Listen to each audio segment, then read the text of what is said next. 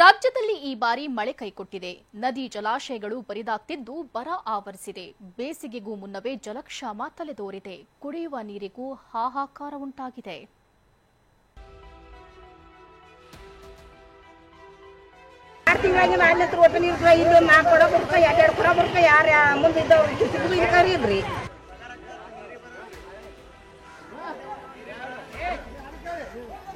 ಕೊಡ ಹಿಡಿದು ನಿಂತಿದ್ದಾರೆ. ನೀರಿಗಾಗಿ ಪರಿತಪಿಸುತ್ತಿದ್ದಾರೆ. ಬೇಸಿಗೆ ಆರಂಭಕ್ಕೂ ಮೊದಲೇ ಜೀವಜಲಕ್ಕೆ ಪರದಾಟ ಶುರುವಾಗಿದೆ. ಕುಡಿಯುವ ನೀರಿಗಾಗಿ 15 ದಿನ ಕಾದು ಕೂರಬೇಕಿದೆ.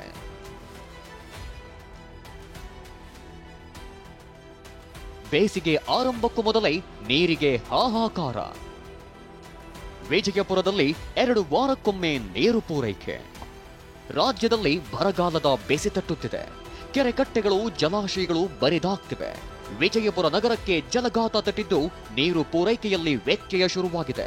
ನಗರದ ಕೆಲವು ಏರಿಯಾಗಳಿಗೆ 10 ರಿಂದ 15 ದಿನಕ್ಕೊಮ್ಮೆ ನೀರು ಬಿಡುತ್ತಿದ್ದಾರೆಂದು ಮಹಿಳೆಯರು ಆರೋಪಿಸಿದ್ದಾರೆ. ಕುಡಿಯಲು ಕೂಡ ಸರಿಯಾಗಿ ನೀರಿಲ್ಲ ಅಂತ ಹೇಳಿ ಶಾಪ ಹಾಕ್ತಿದ್ದಾರೆ.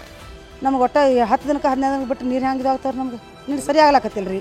ಯಾವಾಗ ಇಲ್ರಿ ನಮ್ಮ ಒಣಗಿ ಇಲ್ಲೇ ರೀ 24 ತಾಸ ಮಾಡಿರಿ. ಇದನ್ನೇ ನಾಳೆ ಬಿಡ್ಲಾತಿಲ್ಲ. 24 ನಾಳೆ ಬಂದಿಲ್ಲ ನಮ್ಗೆ. ಇಲ್ಲ ಇನ್ನೂ ಕೊಡ್ಲಾಕತ್ತಿಲ್ಲ ರೀ. ವಾರಕ್ಕೆ ಬಿಡೋದು 10 ದಿನಕ್ಕೆ 15 ದಿನಕ್ಕೆ ಬಿಡ್ಲಾಕ್ತಾರೆ. ನೀರಿಂದ ಭಾಳ ತ್ರಾಸ ಐತ್ರಿ ನಮ್ಗೆ. ಬರದಿಂದ ಕೃಷ್ಣಾ ನದಿ ಬತ್ತುತ್ತಿದೆ. ಆಲಮಟ್ಟಿ ಡ್ಯಾಂನಲ್ಲಿ 51 ಟಿಎಂಸಿ ನೀರಿದ್ದು 31 ಟಿಎಂಸಿ ನೀರು ಮಾತ್ರ ಬಳಕೆಗೆ ಸಿಗಲಿದೆ. ಇನ್ನು ವಿಜಯಪುರ ನಗರಕ್ಕೆ ನಿತ್ಯ 80 ಎಂಎಲ್ಡಿ ನೀರಿನ ಬೇಡಿಕೆ ಇದೆ. ಆದರೆ 60 ಎಂಎಲ್ಡಿ ನೀರು ದೊರಕುತ್ತಿದೆ. ಸದ್ಯ 7 ದಿನಕ್ಕೊಮ್ಮೆ ನೀರು ಬಿಡುತ್ತಿದ್ದೇವೆ ಅಂತ ಅಧಿಕಾರಿಗಳೇ ಒಪ್ಪಿಕೊಂಡಿದ್ದಾರೆ. ನೀರಿನ ಸಮಸ್ಯೆ ಸ್ವಲ್ಪ ಸಾರ್ವಜನಿಕ ತೊಂದರೆ ಆಗದಂತೆ ಮಾಡೋಕ್ಕೆ ಮಂಡಳಿಯಿಂದ 476 ಬೋರ್ವೆಲ್ಗಳನ್ನ ಮೇಂಟೈನ್ ಮಾಡ್ತಾ ಇದ್ದೀವಿ.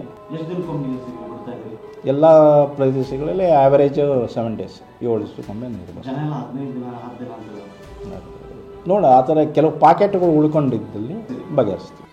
ಕೊಪ್ಪಳದ ಕೂಲಿ ಕಾರ್ಮಿಕರು ಕುಡಿಯುವ ನೀರಿಗಾಗಿ ಪರದಾಡ್ತಿದ್ದಾರೆ. ಕನಕಗಿರಿಯ ಜಿರಾಳ ಕೆರೆಯಲ್ಲಿ ನರೇಗಾ ಯೋಜನೆಯಡಿ ಕೆಲಸ ಮಾಡುತ್ತಿದ್ದಾರೆ.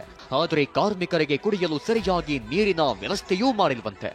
ಹೀಗಾಗಿ ಓಳೇನೂರು ಪಂಚಾಯಿತಿ ಸಿಬ್ಬಂದಿ ವಿರುದ್ಧ ಕಾರ್ಮಿಕರು ಆಕ್ರೋಶ ಹೊರಹಾಕಿದ್ದಾರೆ. ನೀರಿಲ್ಲ ಏನಿಲ್ಲ, ನಾವು ಹೋಗ್ತೀವಮ್ಮ, ಇವಾಗ ಹೋಗ್ಬಿಡ್ತೀವಿ, ನಾವು ಹೋಗ್ಬಿಡ್ತೀವಿ ಅಂತಾರೆ ಸರ್. ನೀರಿಲ್ಲ ಅಂತ ಹೋಗ್ತೀವಿ ನಾವು ಅಂತಾರ. ಈಗ 1ನೇ ಅಟೆಂಡೆನ್ಸ್ ಅಷ್ಟ ಈಗ ಆಗೈತ್ರಿ, 2ನೇ ಅಟೆಂಡೆನ್ಸ್ ಇನ್ನ ಆಗಿಲ್ಲ. ಏನೇ ಹೇಳಿ ಬೇಸಿಗೆ ಆರಂಭಕ್ಕೂ ಮೊದಲೇ ಜಲಕ್ಷಾಮದ ಆತಂಕ ಮನೆ ಮಾಡಿದೆ. ಮುಂದಿನ ದಿನಗಳಲ್ಲಿ ಪರಿಸ್ಥಿತಿ ಯಾವ ಹಂತಕ್ಕೆ ಹೋಗುತ್ತೋ ಎಂಬ ಭಯ ಆವರಿಸಿದೆ. ವಿಜಯಪುರದಿಂದ ಅಶೋಕ ಯಳಳ್ಳಿ ಜೊತೆ ಸಂಜಯ್, ಟಿವಿ9 ಕೊಪ್ಪಳ.